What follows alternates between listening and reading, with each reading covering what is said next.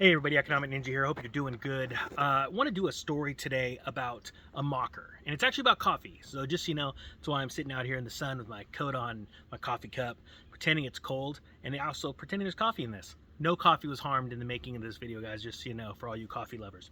All right, so the story is, there's this mocker, right? Not a part of Ninja Nation, because Ninja Nation are people that are patient, are peaceful, are ready to rock it, and they've got goals. They're ready to crush it. They want to learn more about finance, how to grow their wealth, and they're going to do it through a positive means, and they're going to absolutely crush it. Well, obviously, once in a while, you get a tool bag that enters the arena, and they mock, right? Now, if you guys have ever heard this saying, a fool and his money are easily parted, right? Well, also, I'm going to put mockers into that same category. Mockers are the type of people that I have zero respect for, because they're the kind of people that live to puff up their chests and make fun of other people so they can make themselves feel good. But what's inside is nothing. Hollowness. Zero. Right? Now, here's the truth. A mocker could change his ways. I've went through phases in my life where I've had to clean up my act. As a matter of fact, I'm going through one of those right now. So there's obviously forgiveness there and change, but really, when you're in the moment of mocking, and this person always trolls the comment section, you'll probably be able to find him, actually, until he sees this video, he's going to take it down. And he just says, well, where's the coffee shortage? That's been going on for about 4 months. And the reason why, if you're new to this channel, I put out a warning in July or June, I don't even remember. And I said, hey, there's a coffee shortage coming. If you guys want to stock up, go ahead and stock up. Now, I want to explain something, and it was really funny because it took literally 10 seconds on Google to just type in coffee shortage, and lo and behold, if that's the right way of saying it, CNBC did an article just yesterday, and it's entitled, Coffee Prices Are at a 10-Year High. And analysts say they have much further to go. So I'm going to link this story in the description, and we're going to talk about some key points, and we're going to discuss it, okay? We're going to talk about the coffee shortage that's going on right now that you don't even know about. Alongside bad weather, global supply constraints have had a substantial impact on the coffee market. Uncertainty is also stemming from exporting countries such as Ethiopia, which is on the brink of civil war, and Vietnam, which is seeing a rise in COVID-19 cases that could hit production.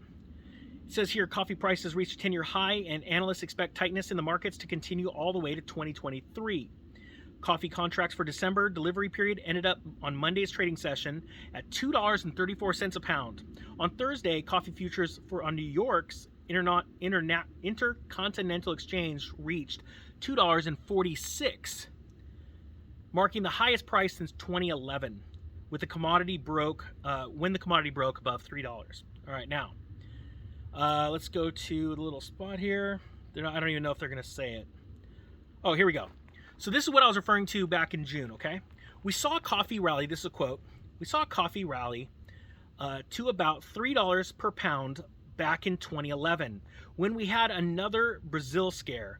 He said, these are really the kind of numbers that prompt the market to speculate whether we can reach those levels once again. I think with Brazil in mind, and if the projections over the coming months continue to confirm a slowdown or reduction in output, then the risk of our brew getting more expensive is very real.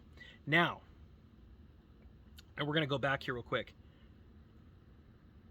So he says right here, and sorry, just so you guys know, this is Ole Hansen, head of commodity strategy at Saxo Bank.